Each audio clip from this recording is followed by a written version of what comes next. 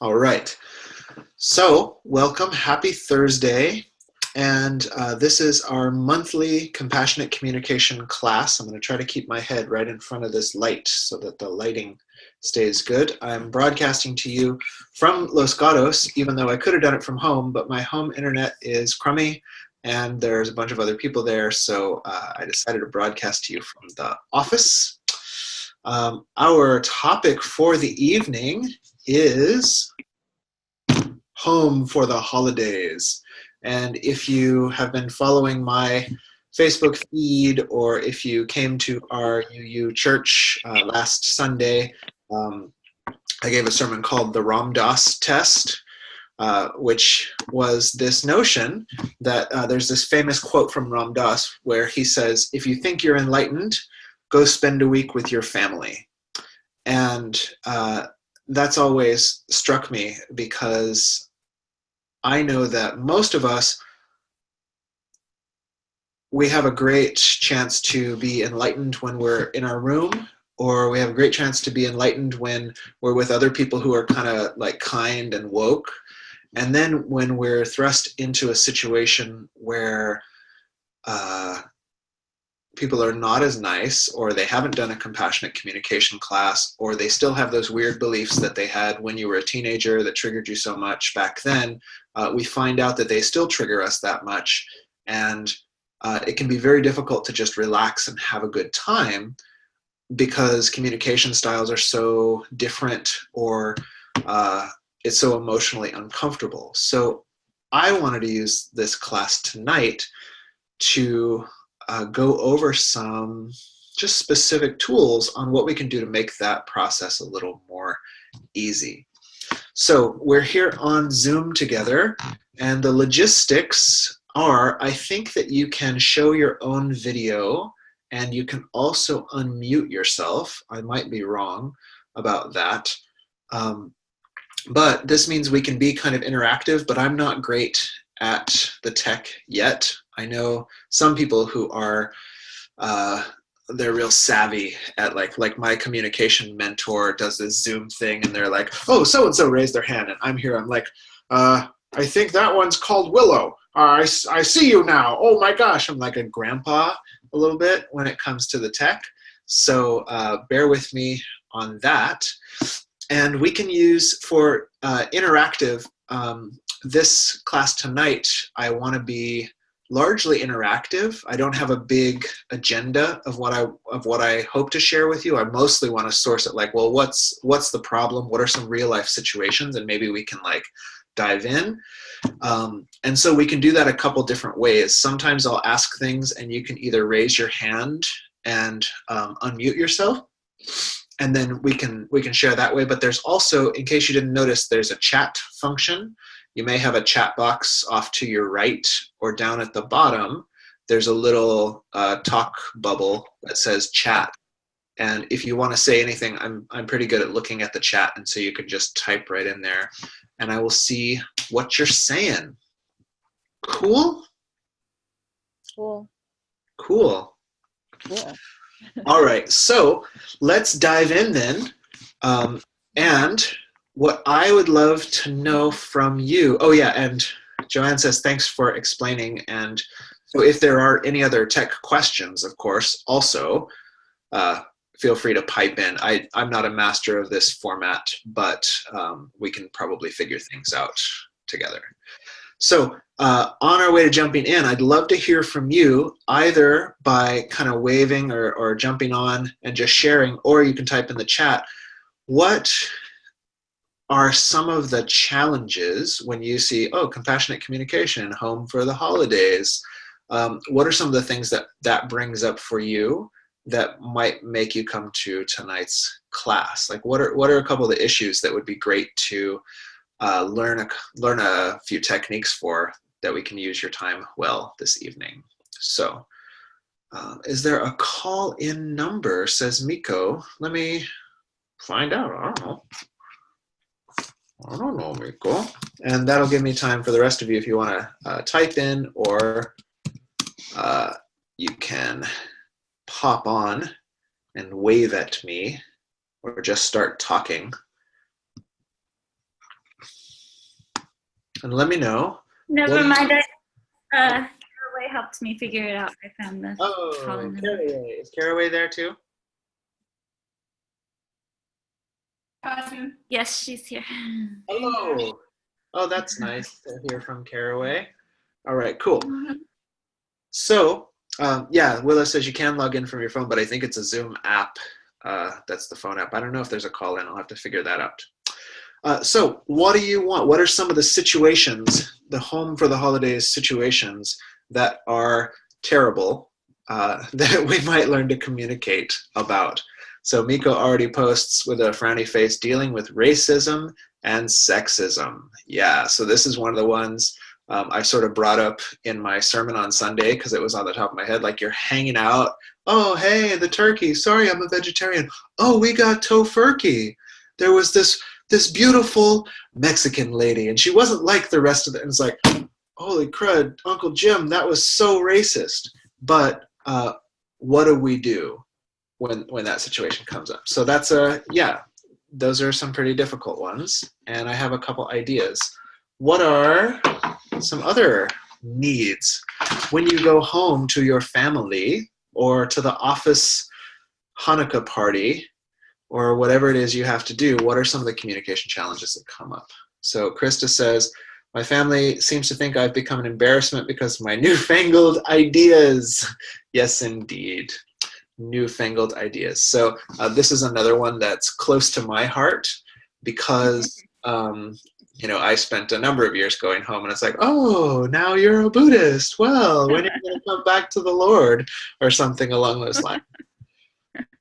So yeah, so that's challenging. So that can go in lots of different ways, right? It can go in a liberal conservative way. It can go in a Christian non-Christian way. It can go all of these different realms. And so, okay, that's a good one.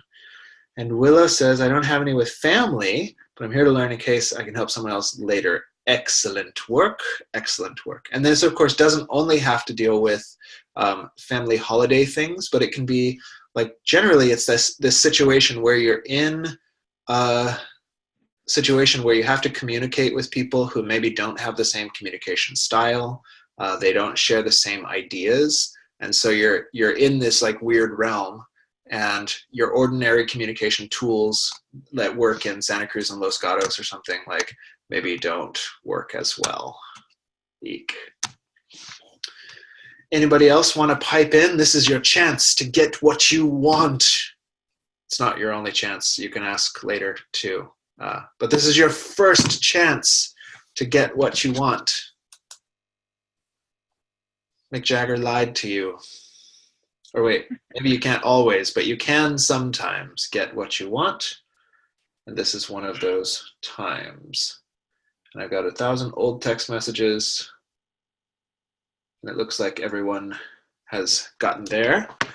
Okay, so, let's see. So Joanne says, I'm disconnected from my immediate family, so sadness creeps in. Yeah, and that is one of the big ones that comes up is like the block between maybe we want warmth to be there with the family and it's not there.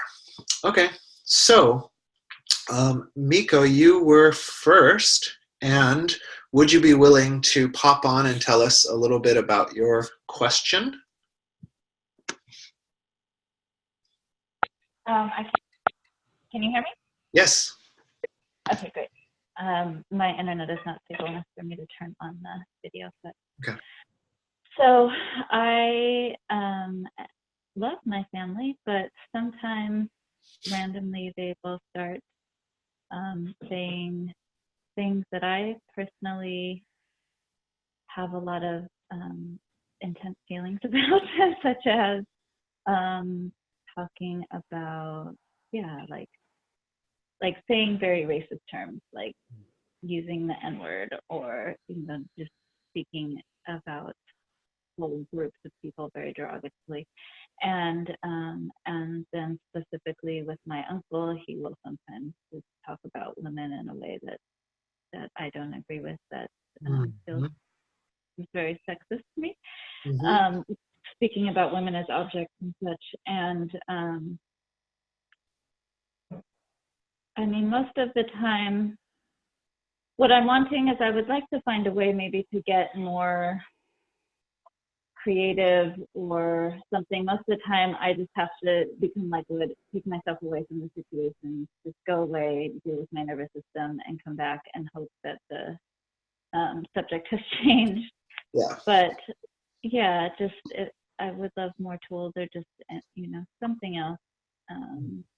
I don't necessarily want to make a big scene and confront people or anything like that, but I also don't want to keep ignoring it if the situation were to come up where there could be something that maybe I could say or do.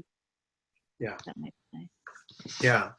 So I really like that you bring up, if I heard you right, it was a little quiet, but it sounded like you brought up the Buddhist practice of being like wood. Did you say that? Yes. Yeah. So this, for you listeners who haven't heard it, this comes from this classic Buddhist text, the Way of the Bodhisattva. And in it, there's this whole chapter on like when you're out in the world and you have to deal with mean people, what do you do? Because Master Shantideva is like, oh man, try to learn how to not get too angry because you can ruin relationships and you ruin your health when you get angry and it's just a bad idea. And he's like, but then you're out in the world and somebody's like, you're a stupid butthead.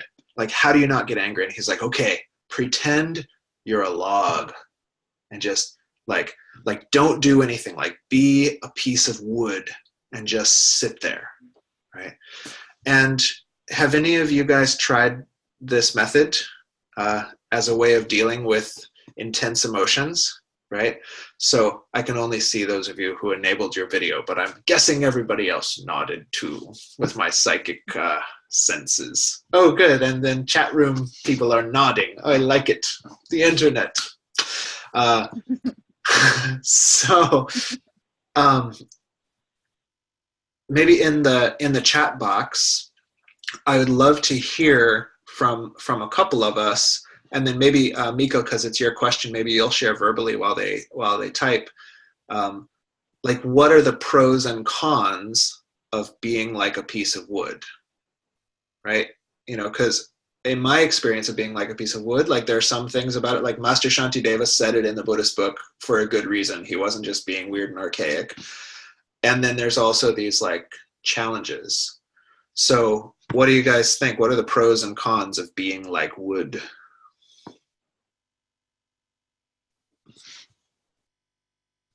I agree with Willow. Who is that agreeing with Willow? Krista. Oh, Krista, hello. Yeah, so Willa said they might stop talking, right? If you don't, so this is a really nice one that we often learned when we're in the presence of aggressive people.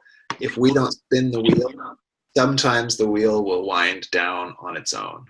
Thank goodness for that, right? But often with aggressive types or narcissistic types, if you give them any fuel, they'll take it and they start a whole new direction of rant. So one pro is like, oh yeah, they might just quit talking. How pleasant for the rest of us. Yeah, so Joanne said similar, right? I mean, I'm assuming similar when you said no reaction. This could be either way, right? You're not giving a reaction, right? They might be fishing for a reaction, but then also like you don't give them anything to react to. But then the con is also that you are being non-reactive. Oh, that's also on the pro, right? So you're being non-reactive. And then the con is that, yeah, if you do that, it can fester, right? These feelings that go unexpressed are just roiling on the inside of you, and they don't complete the natural human cycle of moving through expression and then resolution and coming back to harmony and receiving empathy and what we would really like. So yeah, they boil and then explode, says Willow. Yeah, so if you be like a piece of wood, then you've got these feelings and needs that are just like, they're just not being addressed, right? One school of mind-body holistic health thought says that a lot of the back problems that people have comes from this thought, oh, I had that problem, but I put it behind me, right? And what the subconscious mind does is it puts it in your back. You've lodged that problem in your lumbar vertebrae or something like that. It's not that we don't act on those feelings and then they go away. We don't act on those feelings and maybe we don't create some new family karma, but we still have that feeling to deal with. Right? Yeah.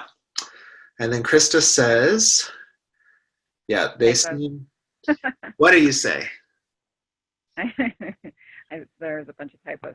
Okay, so I was basically saying that like I can see when I stop in those situations that they get even more frustrated with the situation. Yeah. So in my family, that's how it seems to be. Mm-hmm. So. Yeah, so sometimes you go non-reactive and that actually makes others get riled up even more, right? Yeah. So it's not a safe strategy if you're hoping to diffuse the situation. Yeah. So, and then Miko, do you have anything to share? Because it's your question.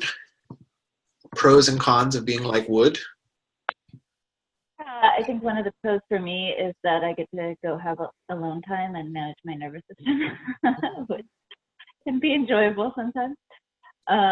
And another pro is that it just helps me to really take myself to task and get clear and own my own feelings and needs, and having to just, work with myself in that way and hold space and presence for myself because I get triggered. Yep. And the cons, and then also, I'm holding my bodhisattva vow and not creating a bunch of harm and conflict. But and a big pro is that I get to run away from conflict, which I like to do. Yeah, so it's a great strategy for conflict avoidant. Yeah. Yes. And the cons are, that what Lilo said, that not speaking my needs, and I think in that also is there's like a missed opportunity for connection and intimacy, possibly, if depending on the person and the context of the situation, and whether or not I or the other person might have the capacity to actually have some kind of conversation around it where maybe there could be deeper connection. Yeah, so we've got these pros that I think what Master Shantideva was talking about when he put this forward was, the first notion is that it's pretty likely that if we respond in the moment, we're going to be responding from our own triggered fight or flight state. And then it's really unlikely that we're going to be able to check our own projections, right? And I'm sure none of you have had that experience where you just snapped back and it was mostly about you. And even best case scenario, like they really did do something kind of offensive, like pretty much everyone would agree, but still you snap back and it's more about your years of built up gunk. And then it's neither, like, this is the problem, is that it's neither healing for us, because all we did was spin the karmic wheel. Like we just did it. We just practiced our projections, right? And then they don't take us seriously because they're like, oh, it's just this emotional person like snapping back at me, right? So what we want is often we want to be heard and we want our distress to calm down. And normally when we just jump right back, neither one of those happen, right? Like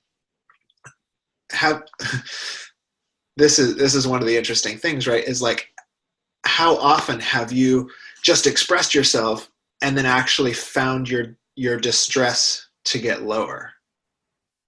Like, I don't see a lot of people who are like, somebody says something and like, and then, well, you said that and that wasn't okay. And then like, oh, now I'm so calm now that I shouted at you, right? Like normally our distress, it actually just keeps going, right? So we want to be able to speak in a way that low, we're going for a calm nervous system, right? We're trying to be happy and peaceful. At least that's my goal. I'm kind of projecting that goal onto you guys. You might want to be in conflict most of the time, but I can't teach that class because I don't know what that's like.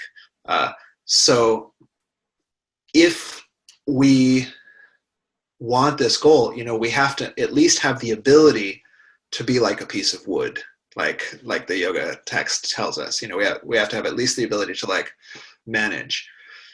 And it gives us the chance to go and check out what our own triggers are and all of this kind of stuff. But we get these cons, which are we may not ever express those emotions. So we bottle them up inside, and then they go and they give us an ulcer or headaches or all of this kind of stuff, right? And here's the other thing, like Miko said, like there might be a missed opportunity for actual emotional closeness, right? So it's like, oh, I'm really triggered, I'm going to go away. And there was this chance to actually create connection like there never was before. But because we don't have the emotional or communicative tools, that chance is just not there, right? The big one for me, I think, with this issue is that we also miss the chance to educate the other person. So one of the things that can happen is like many of us have an uncle or something like that needs to understand why it's not really okay to say the N-word or not really okay to be a misogynist.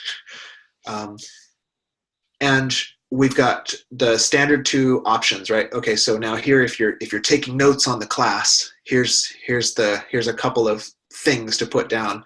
Our normal options are silence or violence, right? These are normally what we do. So somebody says, bah, bah, bah, bah, bah, and we either have like, you can't say that, you're such a racist, and you sound just like everything that Fox News tried to inoculate him against. Now you're just that liberal, angry person, right? Or we just go, this is really uncomfortable, and we don't say anything, right? So what I'm looking for is, and sometimes people do really need you to shout and call them a racist maybe, but it's not often the most effective way to get through. It might be cathartic for, like, sometimes you need that catharsis, right? But I think there's another degree of skillfulness just for training our own nervous system. And the idea is it's just like martial arts. We want to train a nervous system that when it's thrown into shock, still has creative options rather than just freeze, run away, or start a fight. We want a nervous system that while in a triggered state can work to diffuse the situation so that the fewest people possible get injured. And in this case, it's emotionally injured. Yeah, so Joanne throws in an option to come at it with curiosity, right? So we might say, oh, how interesting, like, why are you using that term when you refer to women? Might be a way to go about it. Okay, so we've got, I just wanted to go with that for a minute because it's a pretty good technique, but I think that many of us already have that technique, like subconsciously, and especially if you got the training that a lot of women in America get, which I did because I had a single mom, so I didn't get a lot of the training that men get about being aggressive and throwing your weight around. I got like meekness and humility training, is that we already know how to just sit there and pretend we're not there while weird stuff is going on in the environment, right? And then culture at large already gives us like the other option of like, you should tell them off and you should call them out and you should do all this kind of stuff. But what we can do tonight, I think, is look for an option that actually helps to soothe our own nervous system, build intimacy, emotional intimacy, and then at the same time allows us an opportunity possibly to educate the person without running right up against their defenses. What do you think about all that monologuing that I just did? Any quick thoughts on that? Is that a thumbs up? Okay, thumbs up, a grin. Cool. Okay, a double thumbs up. Excellent. Cool. And if you have other thoughts, go ahead and chat them. But what the technique that I'm going to suggest to Miko is really just our basic nonviolent communication protocol that comes from Marshall Rosenberg. Not that you're going to use it in this form when you're at a holiday thing and your uncle says something really kind of like that throws you. But we're going to think about this as mind training, right? So one example that you gave was like, this person's talking, and is this a Caucasian person who's using the N word? Yes. So we've got the white man, and he's using this term that slaveholders made possible, and that's an uncomfortable situation. So what I want you to think of, here's the nonviolent communication protocol, and some of you have heard it from me, is it always goes, they go from observation, feelings, needs, and then requests. And the observation is, that white dude just said the N word.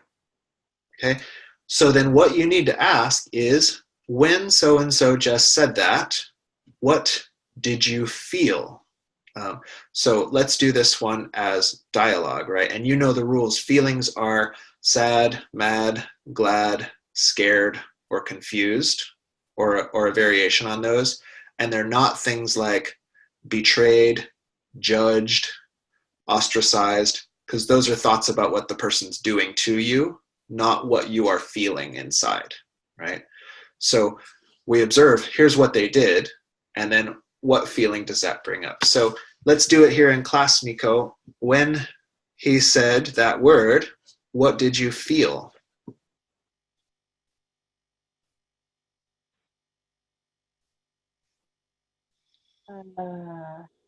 Upset, angry, frustrated, sad. Upset, angry, frustrated, and sad. So this is a really good first part, because if we can do this, the one problem with being like a piece of wood is that often, the silence tactic is that often we go away from the situation, but we think about what they did and our interpretations of what they did, and we don't give ourselves a chance to actually note what we are feeling.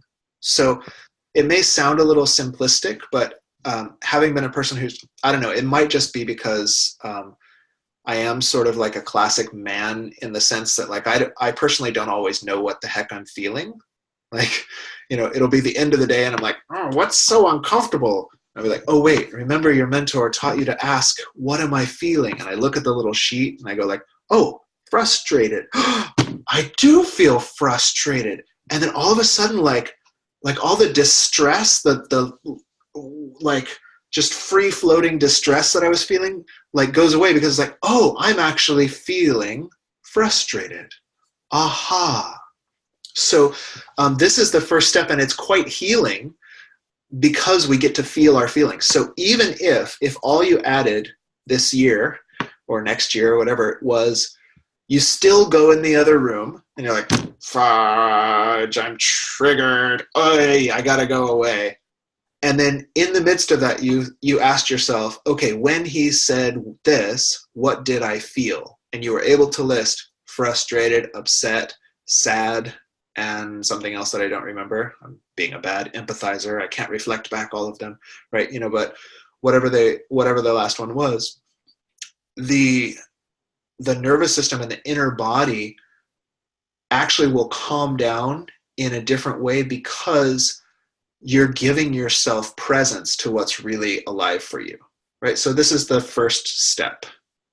Clear? Good enough? So simple? Yes. Okay, good.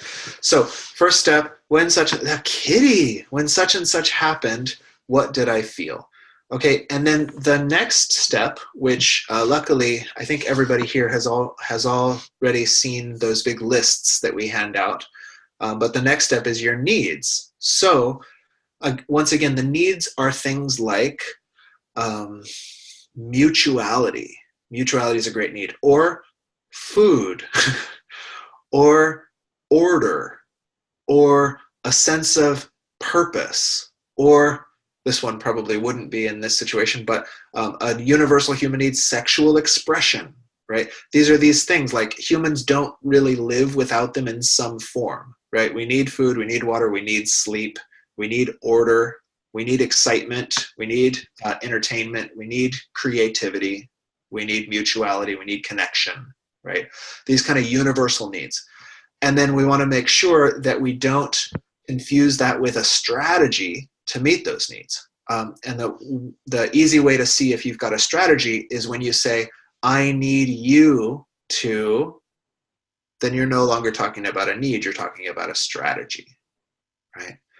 I need peace. I need respect. Different than saying, I need you to respect me. Have you ever had somebody say that, usually in a position of authority? Like, how does it feel when your mom or your school vice principal says, I need you to respect me? Have you ever had that experience? I just need a little respect from you right now, right? And what's your inner reaction when somebody says this? Something like that. Yeah, rebellion. Run away. Take off. Yeah, something's really wrong, right? Yeah, and what I would propose is that we rebel, or yeah, man, Willow's like, show up. How about you show a little respect, right? I think one of the reasons why we want to take off or we want to rebel is that we see that the person, they're stating a need, but they're putting their need on us. They're putting a trip on us, right? And part of our conscious, even if we've been culturally indoctrinated a lot, we realize that we're not the ones who are supposed to meet each other's needs, right? I really need a lot of comfort. Oh, well, that's cool. I needed you to give me comfort. No, not my job, right? You wanted me to, you wanted me. Oh, I wish I could have given you comfort, but you didn't need me to give you comfort, right? So there's a difference between our universal needs and our strategies. So here's our next question for you, Miko, is when you said this, I felt frustrated, something, or upset, right? Because I need, and then let's think about what are the universal human needs that aren't being met in that situation.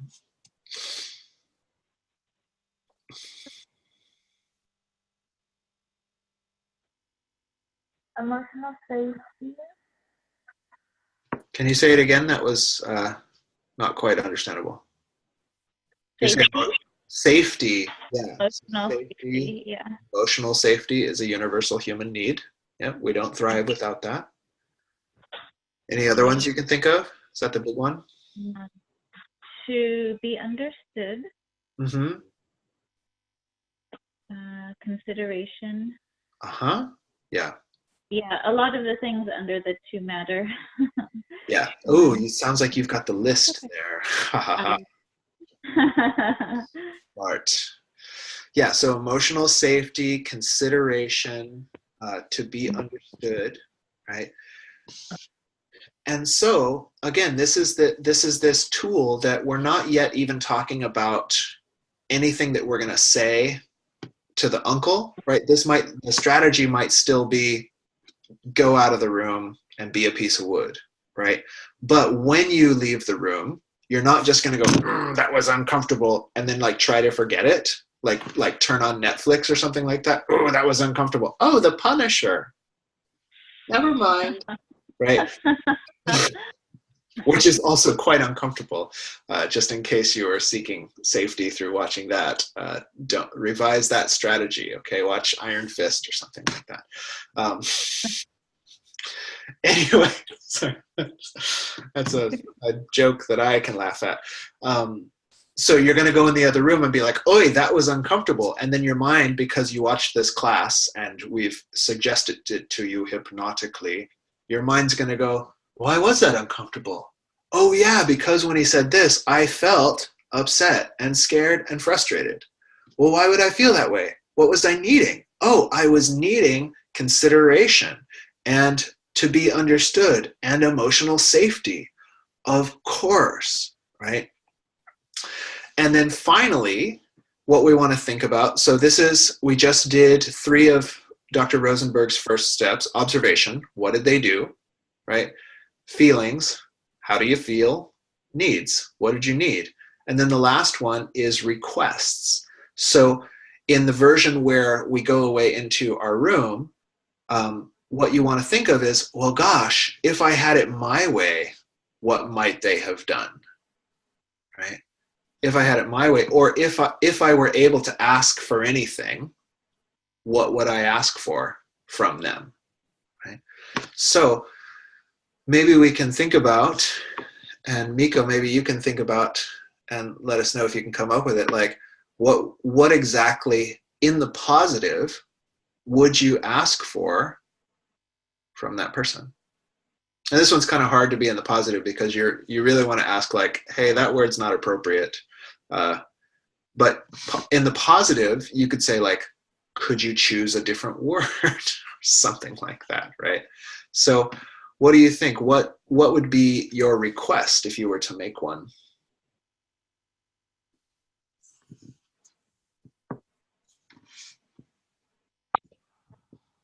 There's a question.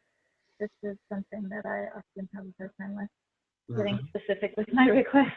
Yeah. Especially trying to put it in the positive.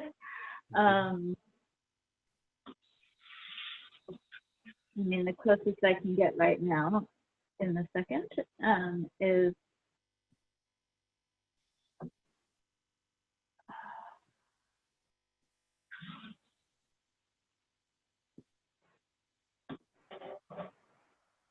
okay. Here's something. Okay. What my heart is really wanting is when you speak about other races, or we'll do the race thing because we were talking about that. So when you speak about other races, could you use positive, caring, compassionate words? Mm-hmm. Yeah. And then that's just clear. And what's nice right now is that we're still doing the piece of wood method. So we're not even thinking about saying this to him. So we don't have to have it in a way that he can hear. We're just thinking about like what would we actually like, right? This is the first part. So yeah, when you're speaking about other races, would you do that in a compassionate and kind, even positive way, right?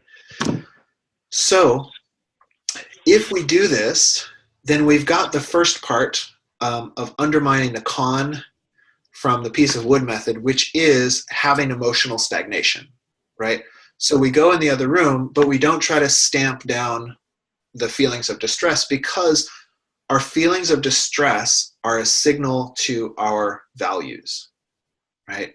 We're not going to go in the, and I really love that you brought this one up because in some cases, that's harder to see, right? We try to push down our feelings because they're just annoying or something like that.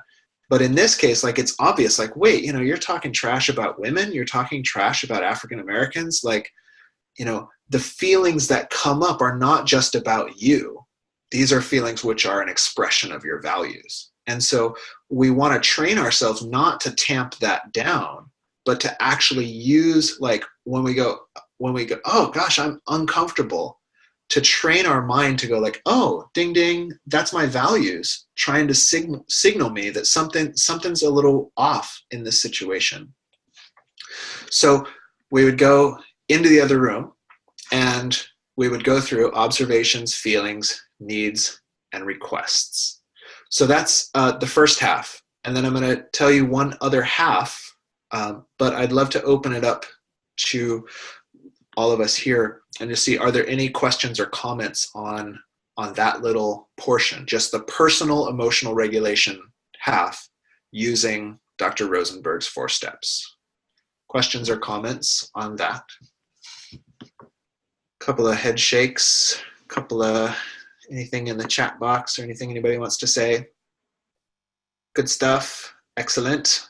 Glad. It works for me, man. And this, I'm using mostly Marshall Rosenberg's stuff. You can watch some great clips on YouTube of him just for free, like teaching a 3-hour class, and kind of get the download in that way.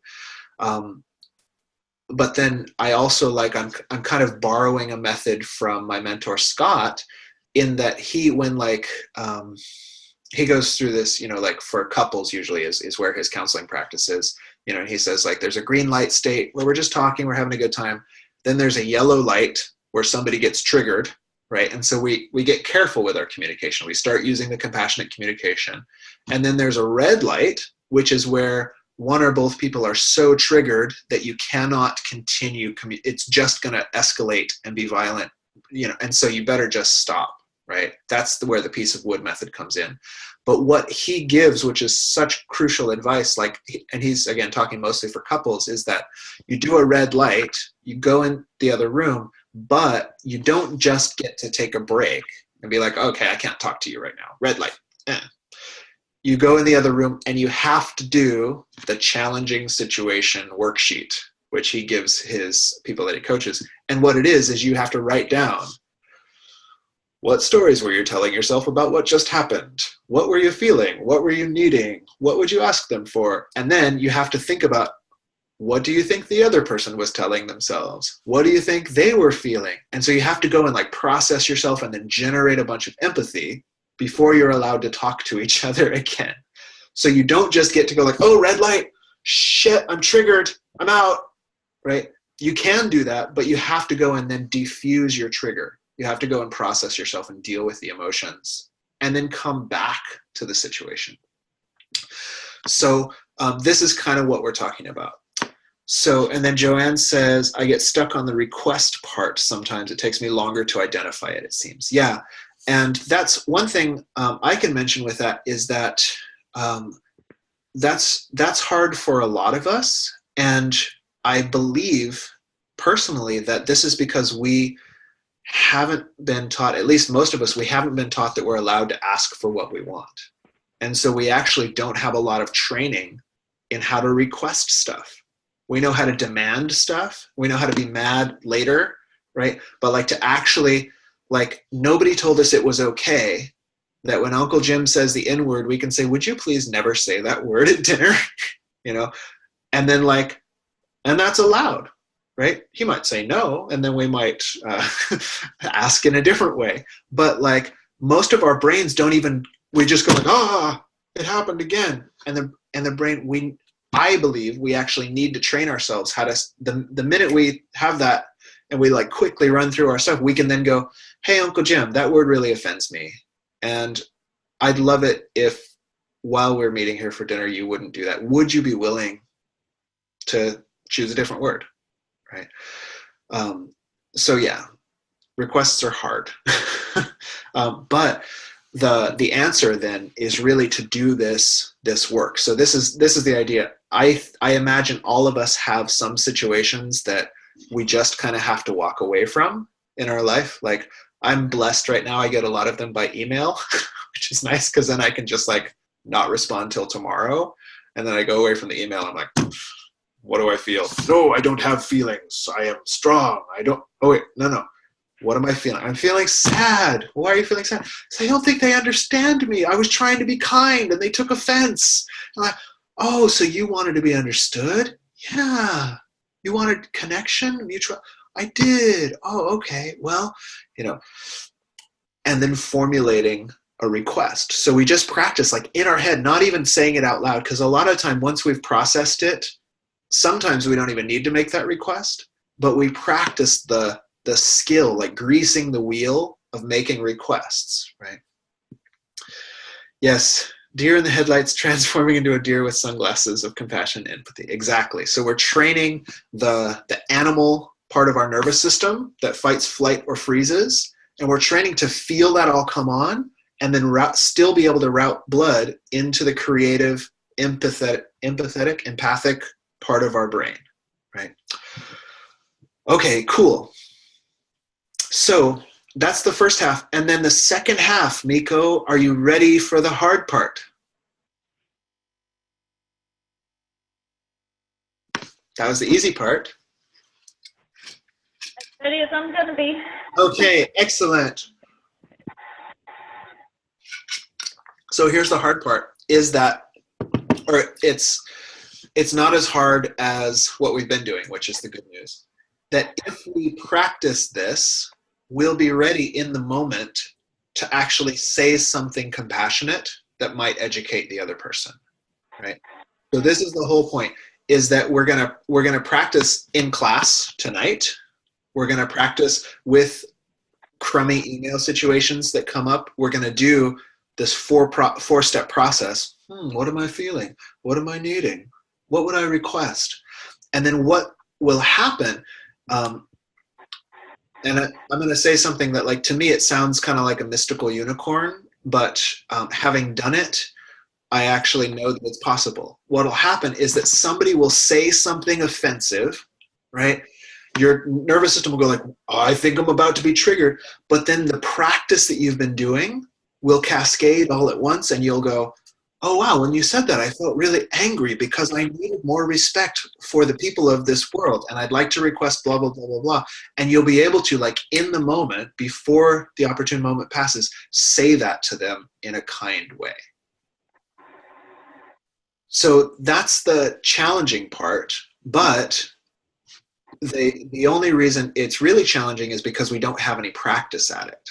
And so the practice is to go away when we're being a piece of wood, having challenging situations where we're triggered, and go and do that practice so it becomes automatic. Instead of thinking about assessments of the other person, we think about what's my own emotional condition, right? And that becomes my default. Instead of thinking about my strategies, I just need you to shut up. We think about, I need to see respect in my world. I can't thrive unless I'm seeing people respect others. That's my value. I have a value around respect and mutuality, right? And so when we get triggered, it becomes natural for us, our native state, for that value to rise up rather than our strategies about other people. And what I found, it's still, like, I'm not a master. This is still kind of like those rare and shining golden moments. But I have found that with this training, on occasion, somebody says something really weird, and in just an instant, like, my values rise up, and I can kindly say, oh, wow, that's a really harsh word you just chose. Amazing. I haven't heard anybody use that crazy archaic language in a long time. What in the hell made you think that was okay? And like, that's probably what I would say if I was having dinner with your uncle, that's what came out of me just now, right? And often when you say it that way, it takes them so off guard, because you didn't go like, yeah, blah, blah, blah, and you didn't just shut up and take it. They go like, well, what do you mean an archaic word? Everybody in Bakersfield says that. It's like, well, y'all in Bakersfield are living back in the dinosaur age. Let me tell you what real people who are grown-ups say now. And it's something much kinder. So does that make sense, using this 4-step training to kind of get our mind to a state where in the moment we have more options than silence or violence? I'd love to hear from everybody, but especially from Miko, since it's your question, if that's useful to you.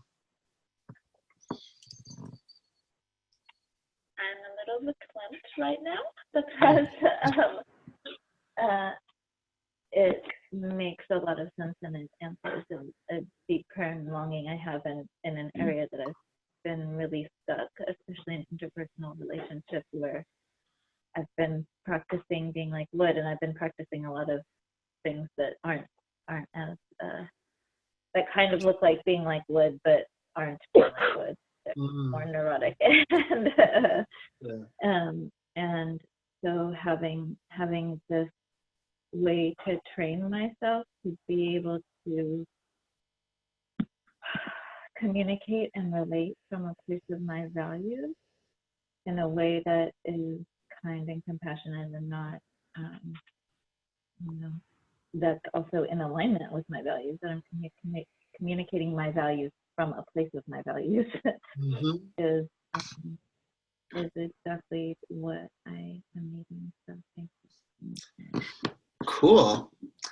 Well, try it out and see how it goes. And if it doesn't work, you can make a request in our next communication class.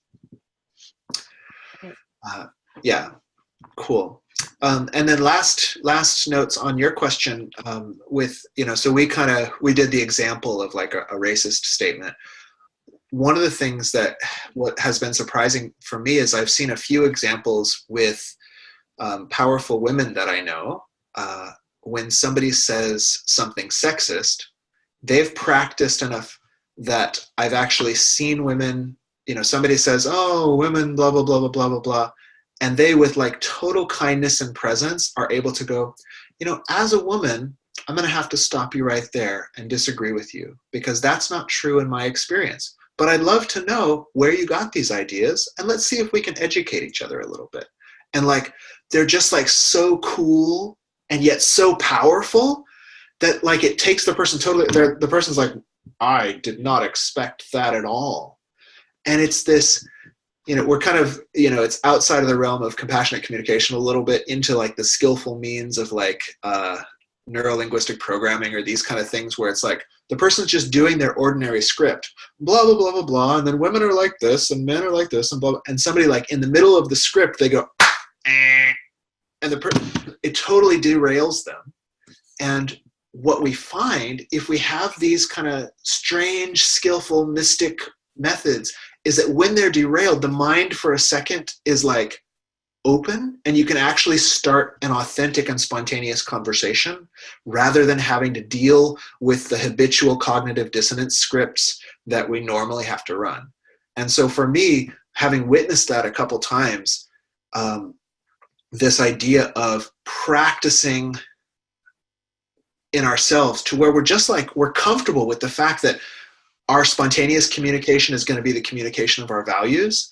It gives us this tool to jump into situations where we might otherwise not have the chance to jump in and make real change in habitual patterns that are kind of ruining the world. Like racism and sexism are basically ruining the world. And let's undo the white, hetero, cisgendered hegemony, please. Okay, one new message. Okay, cool. So let's see if we can move on, because we have a little more time, and talk to Krista about how newfangled you are. Would you be willing to just give us a couple of words from New England about being newfangled? Just for like, can you hear me, first of all? Yeah. Okay. So the one example that comes to mind for me was when we went to a nativity thing, and I mentioned in conversation that Eliza didn't even know what it was. And my mother was there, and she was so embarrassed. And she was like, yes, well, she hasn't had the opportunity. And I was like, oh, Mom, and this is how I handled it was, oh, you don't have to be embarrassed. This, she hasn't learned that particular story because I haven't introduced that to her. She's learning it tonight, and it's not an embarrassment. It's just that's not how I've chosen to bring her into her own spirituality. and the other person looks very confused, like, what? There's other things besides this, Right. and it just kind of halted the conversation, and everyone looked at me like very confused about what I had just said. Mm. So it's getting all of those looks from people, like, oh, are you an alien? Where did you come from? Why aren't you going to the Lutheran church all the time? And this is just what you do, you know? So um, that's my example of like how to deal with that kind of communication, like, and all of the people that, like, when you are around the family that, you know, you grew up with, and them bringing you to the church all the time and stuff, and when you change your ideas about that or move further in that area, in that arena, people look at you a little, oh, you're adding to it, but this Yeah. is what it is. You're adding. Yeah. What? So Yeah. I don't know how to put the question in that, but it's an odd situation, and the looks that I get are Totally. very. Okay. Well, I'm just going to recap what you said because one of us had trouble hearing you. So Oh, okay. I'll I'm restate sorry. it. And then if I get it wrong, then this is a chance you can tell me, like, no, you totally didn't hear me.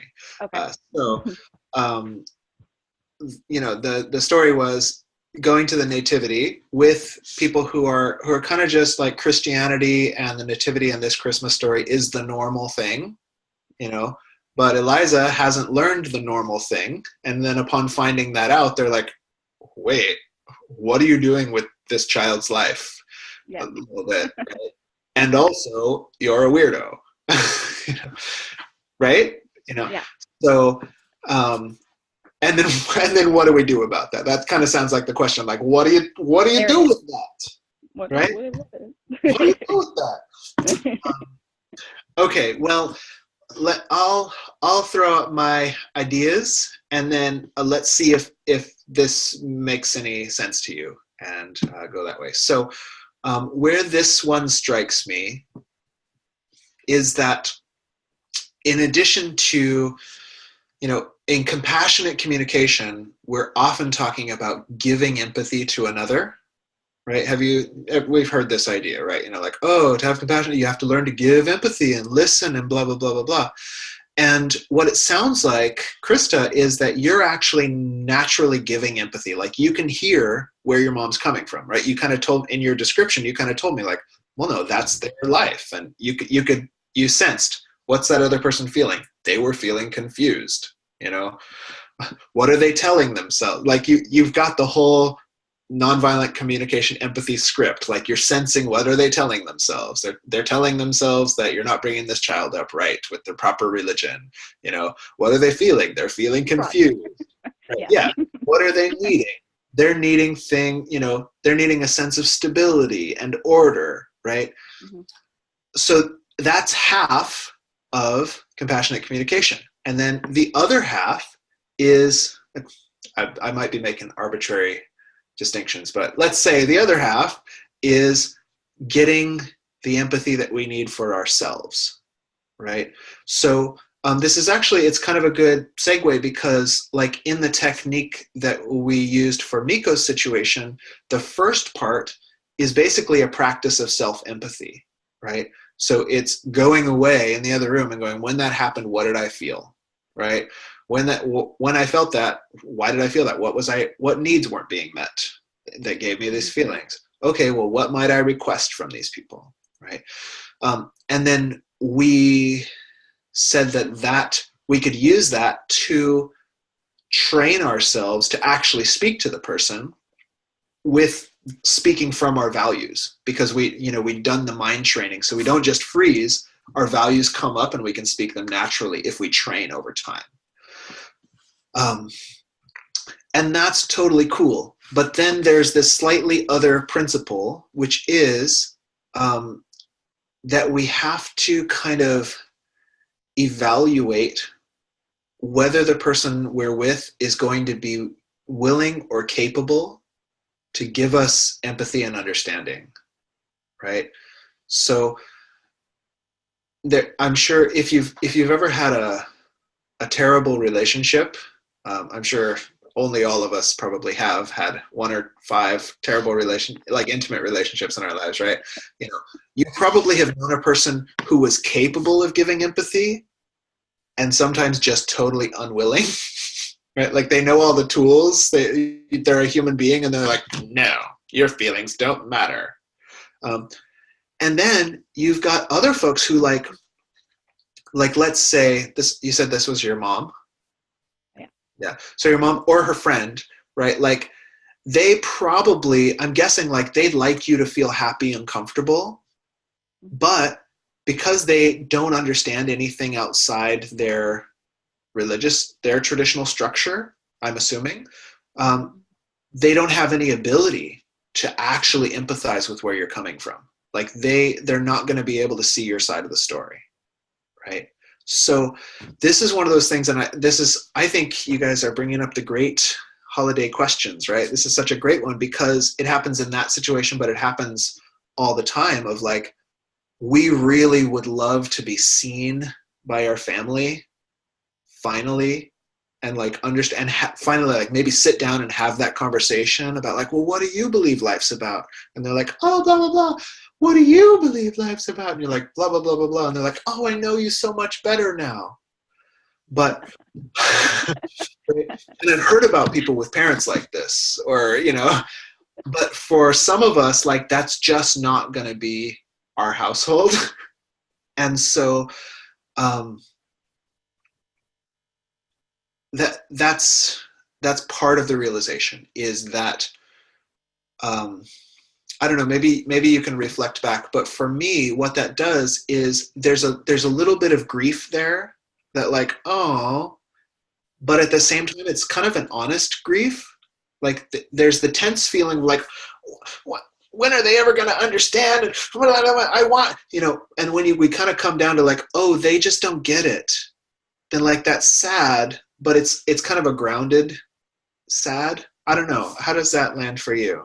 That it does. It lands. It resonates with me quite a bit. I've come to a kind of an understanding. Like when I'm explaining myself, I know that it's possible on their end. They're not understanding me, so I expect there to be kind of a resistance to my idea.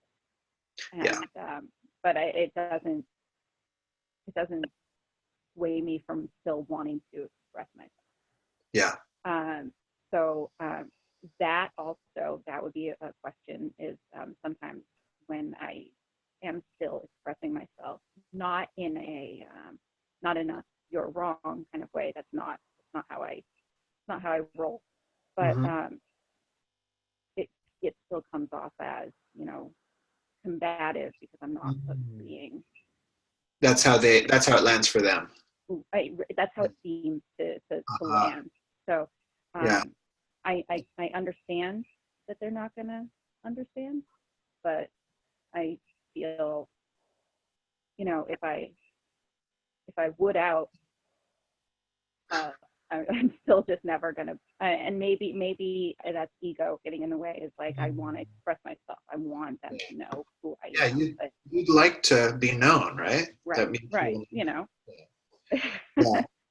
Well, I think, you know, personally, like, I think really naming the value like we just did, you know, and that's great. You know, if it's really actually hard for most of us to be able to name our values. So to me, that, like, just in my professional assessment, like, that means you've got great potential to use these techniques, you know, if you can, because the trick is, like, first, just name what's really alive for you. Like, if we know what we want, like, God darn it, I want to be known.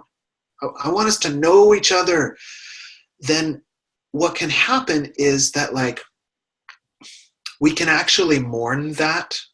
Like, normally we'll just keep running the strategy, right? Because we don't get honest about, like, nobody told us we were allowed to want to be known or something like that, or we're trying to, like, Buddhistly, like, oh yes, well, humans do want to be known, but life is suffering and I have to move beyond it, or like whatever. And like what happens is that energy is like there unresolved and creating tension under the radar.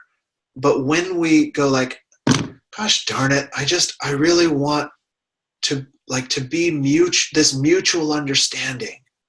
And then if we recognize like that's maybe not going to happen in the next 9 years, we can grieve it and kind of let go, like with a healthy grieving, rather than having that just like in stasis, like, oh, is this year the year they're going to finally understand me? Nope, wasn't this year again. We can name that. We can go like, oh God, I long to be known so bad, and then we're sitting at it's like having coffee after dinner or whatever your family does, right? And it's like, and there's this tension, and like, what's that tension? And you go like, oh, that's right, I'm still not known. Fudge. Ugh. And like there's something like healing about that. Like it didn't fix the family situation, but you can give yourself that empathy. Like, Yeah. Right? Like we're finally honest about it. So yeah. I think that I everything that you're saying is definitely hitting home for me. And then the mourning process, I think that since I haven't been around it for so long, it's easy to be like, on the phone and being like, oh, okay, well, this is where we're going, and you do your thing, and that's awesome, and bye, But now it's like it's here, right now, all the time. So Yeah. it's much different than the communication that we had before. Yeah. Yeah. I think the mourning process is just starting. I'm realizing how actually intense it was, the difference between us. Totally. Yeah. And just, I would suggest maybe keep in mind that process, that's healthy, Right. Not, right. If you feel grief about that, like that's not bad. That's actually a really good thing, to just be with that longing, because those are the same thing. Those are your values being expressed. Like that's actually something you'd like to see in the world, is people actually listening to each other and being able to take each other's perspectives and really, getting in there. So I have two strategies for you. Do you want to hear them? Okay. So here they are. They're for you and they are for all of us, because they're general. So the first one is, the principle is that even though we might not be getting the empathy we want from the person we're talking to, the need for empathy doesn't go away. Right? So even though I'm talking to mom, and what I would have liked to have happened was she said like, oh, how interesting. You're raising your daughter up in a totally new way, and she's not being like hampered by cultural trances. She gets to decide what's true for her. Right? Like that would be so bomb. And then the mind goes like, oh crap, that's not going to happen. We still need, there's a need for that validation, right? That doesn't go away. And so in addition to like the self process, the same process we talked about before of, what happened, what did you feel, what did you need, which we kind of just did, like, identifying that longing to be known, to be understood. The suggestion is find somebody else who does understand you, who is willing to listen, and talk to them about it. So because like one of my mentors has the metaphor of like an empathy well, right? So or like in the that How Full Is Your Bucket kids book, we should all read this, I think, right? And so when we have these interactions where like we're trying to show our light to another and they're like, doesn't look like light to me, kind of looks like dimness, or something, it drains off some of our ability to like be with life, right? Like, and when we can go talk to a friend about it, it refills that.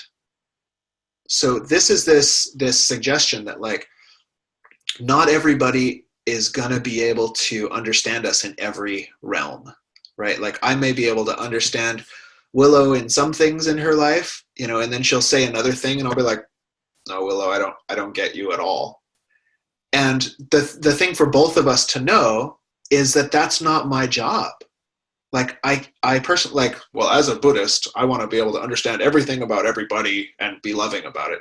But to be realistic, like, that's not going to happen.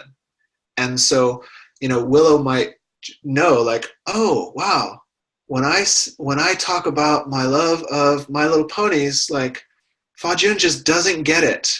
And I'm going to have to find, if I want somebody to relate to, I'm going to have to find a different friend to talk about My Little Ponies with. Sorry, I'm using you as the example. I don't know how this got to where it is, but I hope you don't mind. It could have been any of you. So, like, similarly, like, we may just have to be honest, like, okay, mom just doesn't get it with the non-traditional religious thing. And then to know that that need doesn't just go away and get it fulfilled somewhere else. And this is like, if people learned, we're going to talk about ponies. You're in trouble. If people learned this, I think intimate relationships would be so much easier, because this is the one thing I learned, like, let me state right away, like, I'm not polyamorous by any means. I'm in a committed partnership. You guys don't go advertising strange things about me. But I studied, like, a couple of decades ago, like, I was studying, like, what's the theory of this polyamory stuff? And the thing that really struck me, the argument against our modern monogamous relationships is, like, people pair off and then they think their partner is supposed to provide all their sexual needs, all their emotional needs, all their financial needs, blah, blah, blah, blah, blah, blah, blah, right? And the same thing seems to happen, like, just sort of, it comes with the territory of being human. Like, we expect when we're in this interaction, like, they should be able to, and then sometimes they just can't. But if we have somebody else who can, it brings that healing to our soul, right? Which is going to allow us to function. So that's the first technique, right? Is to find somebody else and then get those needs met there, right? Yeah. Which then allows the other technique, which is to create intimacy by giving more empathy to them. So this, that other one is kind of like, oh yeah, that sounds good. That's like modern psychology. And then this one's like, wait, what kind of strange Buddhism is that?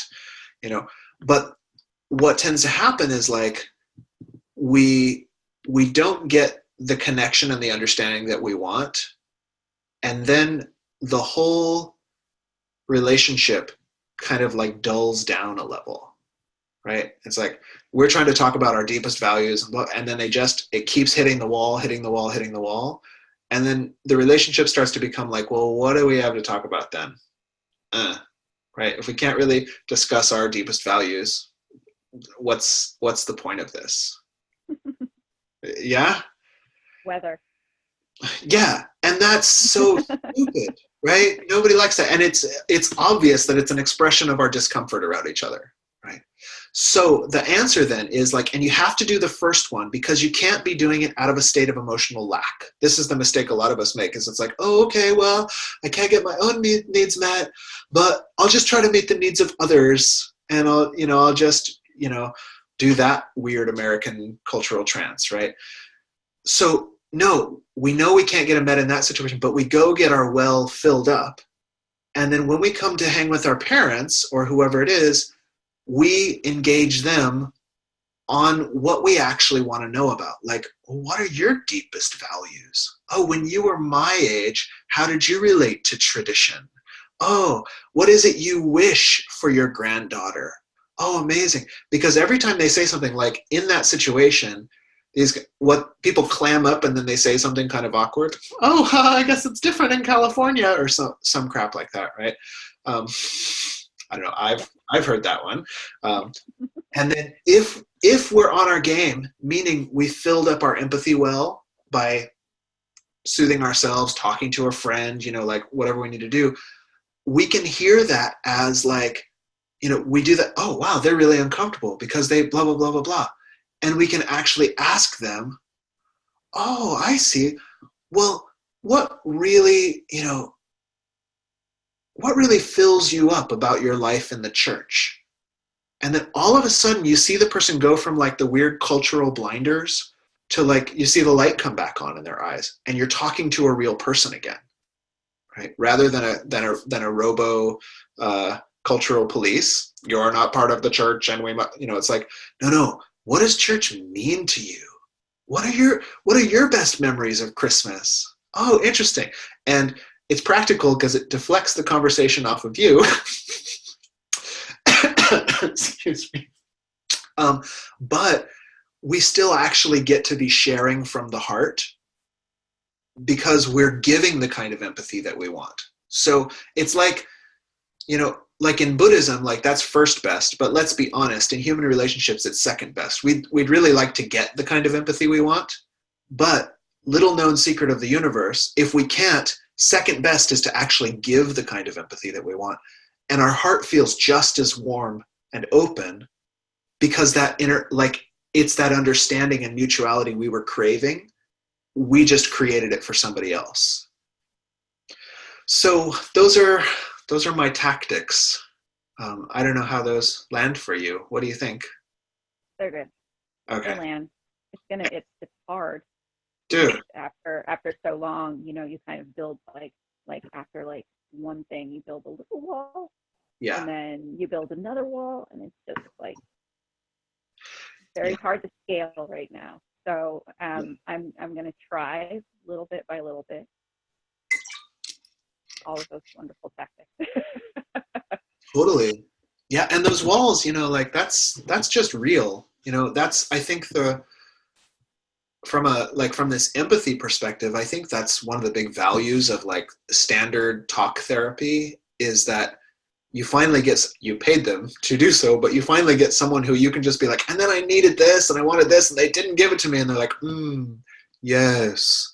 And like we have to some way or another go back through all of this trauma that's in our system and have somebody go, yes, that sounds hard.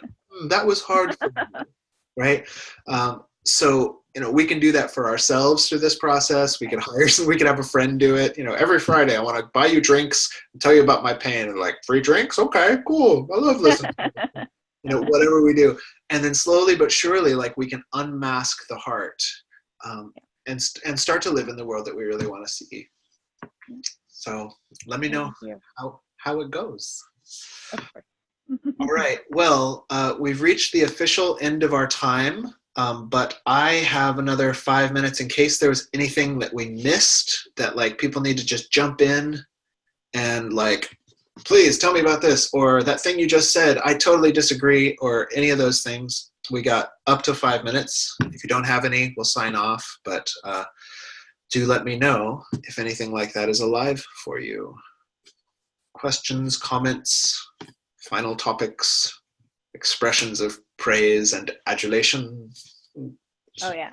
Throwing that out there. So good. Aw, really? So good. Oh, yeah. do go on. Yeah, oh, you're so good. I said, do go on. No, like just really like. That's nice. Okay. Oh, good. Joanne got her well filled. I like that. Oh, yeah. See, yep. There. Number 2, number 1. Fill the well. That really makes me happy when people express that, because that's one of my primary values in this life, is to be a well filler. And so when it works and then I get feedback about that, it lets me know, oh, I did my thing today. Cool. I did my purpose. So thank you for that. Okay. Let's see. So okay, excellent. All right, well, it looks like no final requests then. Yes, that's true. Then I hope that this was a beneficial expenditure of your precious time, and I will look forward to our next time we get to spend together. Until then, have very happy holidays and a happy new year and a great life. And I'll see you later. Thank you.